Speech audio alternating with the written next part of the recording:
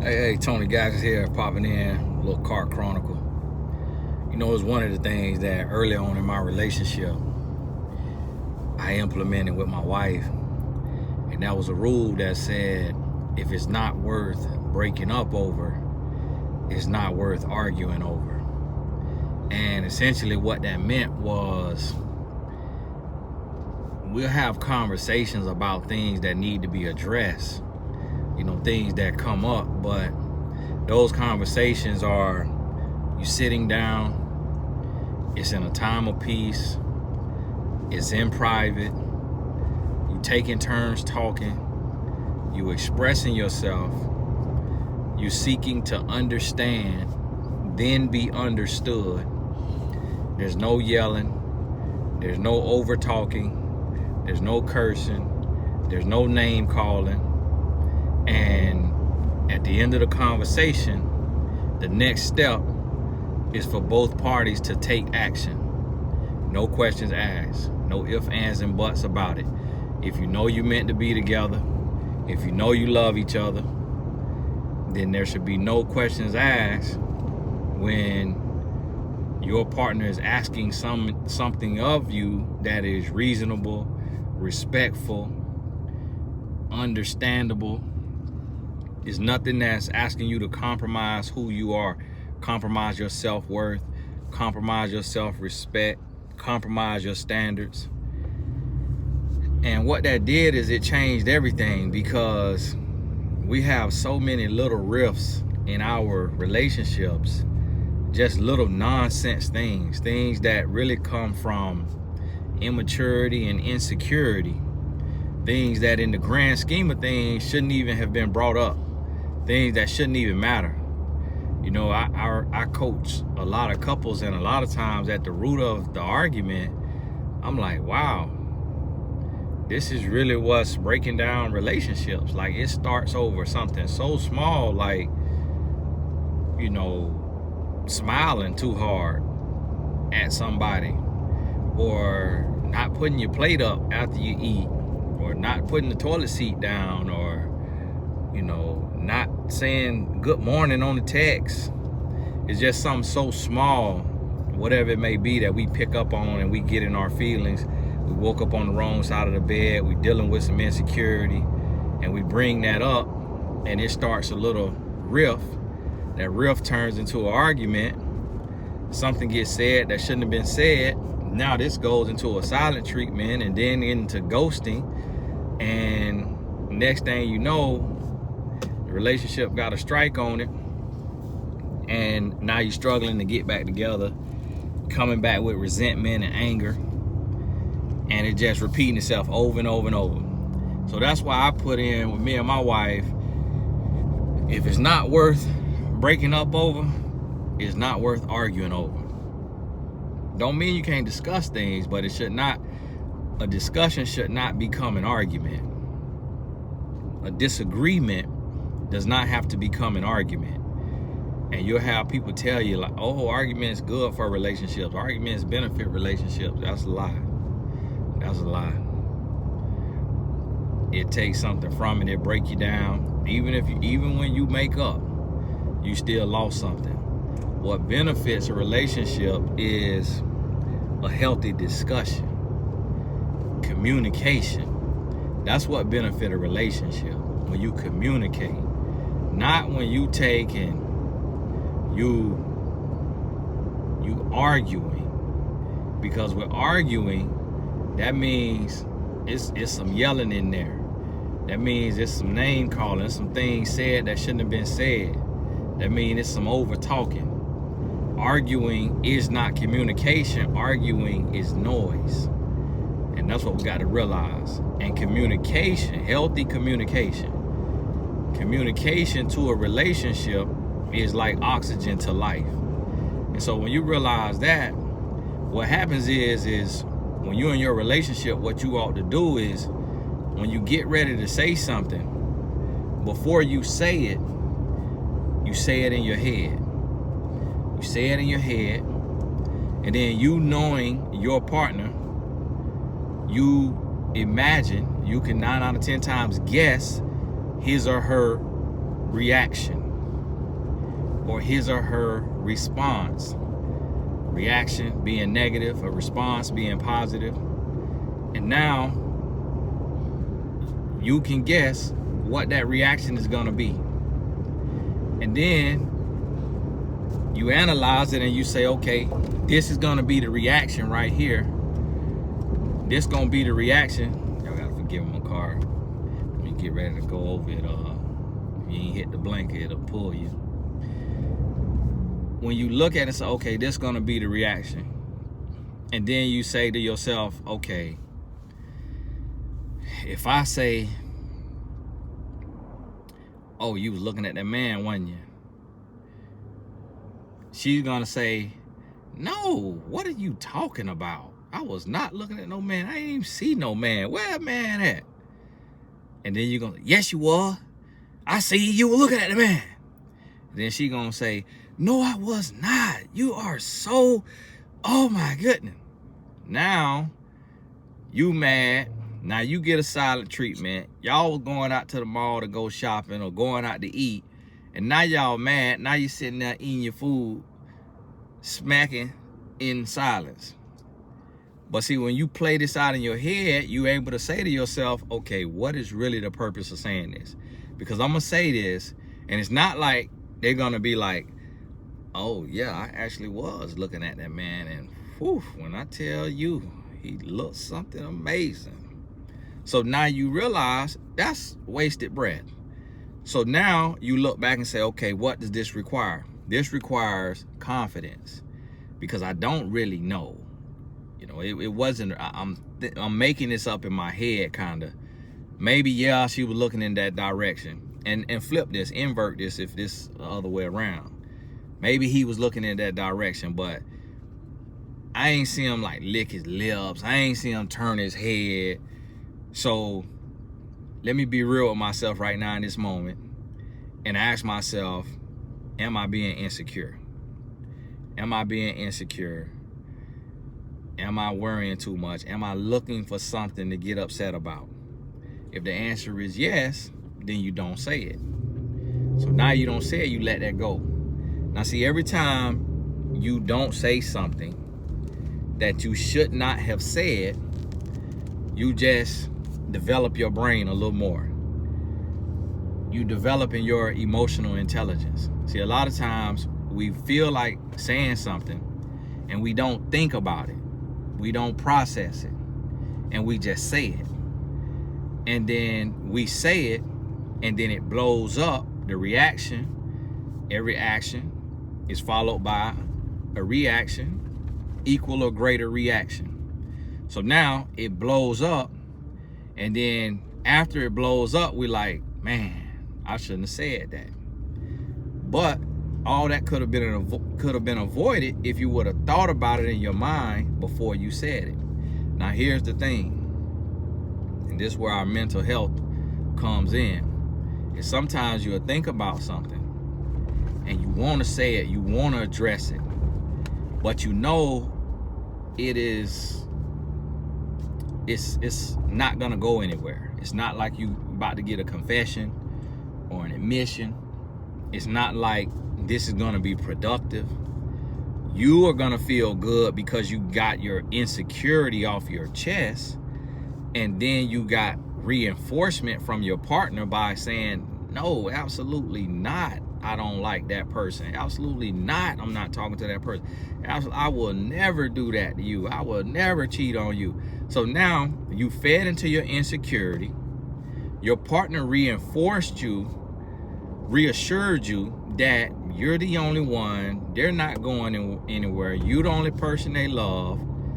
But what happened is it benefited you to get that little reassurance, but it drained your partner, because now once again he or she has to prove him or herself to you and prove their love to you out of the blue for no reason, and they did nothing to even really prompt that action from you. And so this is where our relationships break down, is we lack emotional intelligence in our relationships to process our thoughts and our feelings and evaluate, assess the risk of bringing this up. Assess the risk. And now we create a rift. I'm getting ready to go out of town with my wife and had a bad dream about, something in the past, some more than a decade ago. And it just playing. Conversation that went wrong or action that went wrong. And now I'm getting ready to go have a wonderful time, but my mind bringing this up, which is the adversary, because that's the adversary goal, to create a rift.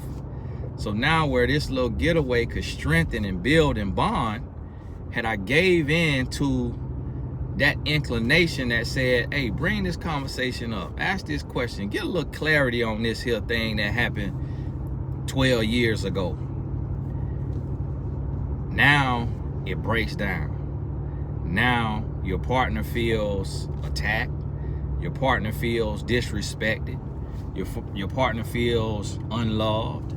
Your partner feels like you never forgave them, or like you don't trust them. And so now the good dinner you were supposed to have, the good date you were supposed to have, the good week you were supposed to have, the good vacation you were supposed to have, the birthday party, the engagement party, the wedding, now everything is ruined because the emotions in the way.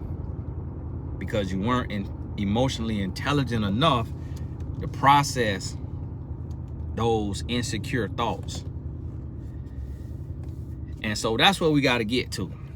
Not the easiest thing. It's daily work. It takes daily work. And you'll start to recognize and realize where your mental health is when you want to say something or do something, bring something up, and it's not really productive, it's not really healthy, and it harps on you every single day. 1, 2, 3, 4, 5 days in a row. You're not going to get anywhere with that comment or with that question, with that conversation.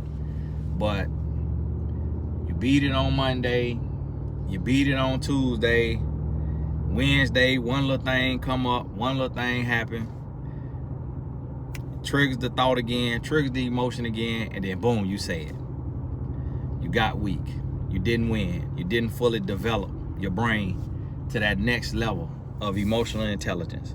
You say it, and now you get an even worse reaction, or the blow up is even worse because you actually was talking about it, bringing it up, and you knew the root of it was insecurity. There was nothing, justified about this little feeling.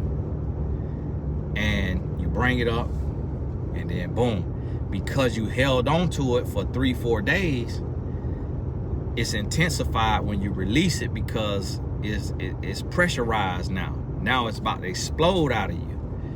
Whereas on the first day when you felt it and you thought about mentioning, you thought about asking that question that come from insecurity, it wasn't that deep. But you fought it and your mind just kept developing it. Your mind is, fantasizing over it and making it worse and worse and worse.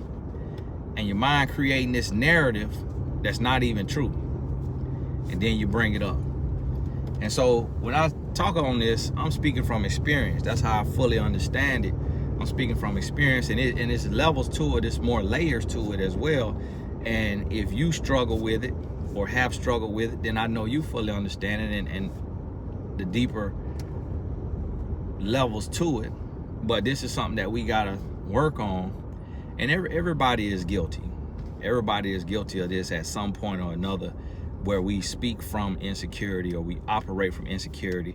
And some people, it's just their threshold is higher than others. So it's like, for some people, it's like anything walking, they insecure about it.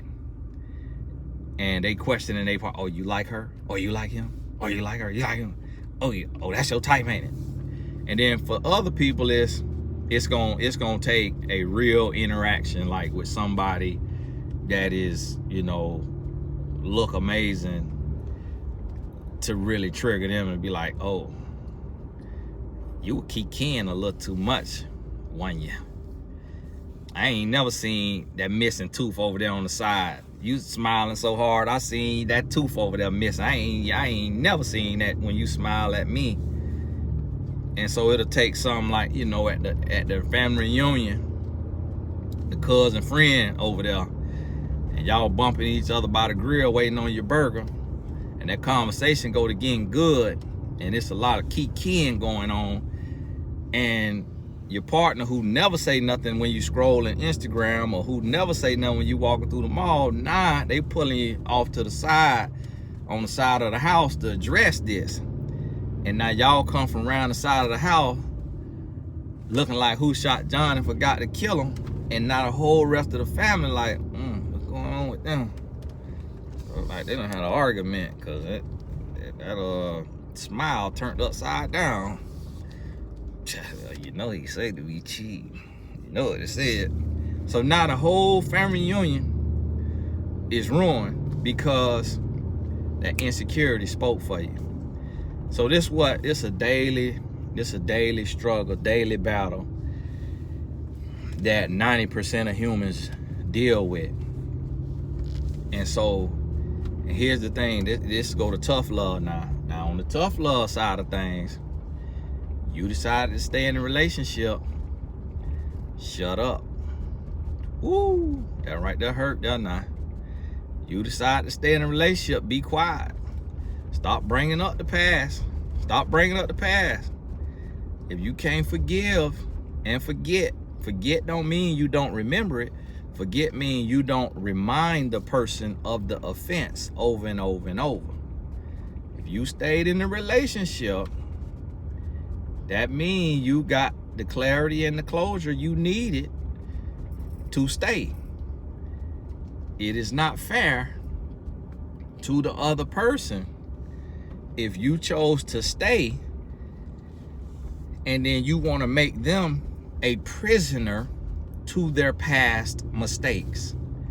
If the mistake, if the choice, the bad choice, whatever semantics you want to deal with on this, if the bad choice was that bad, then you need to leave.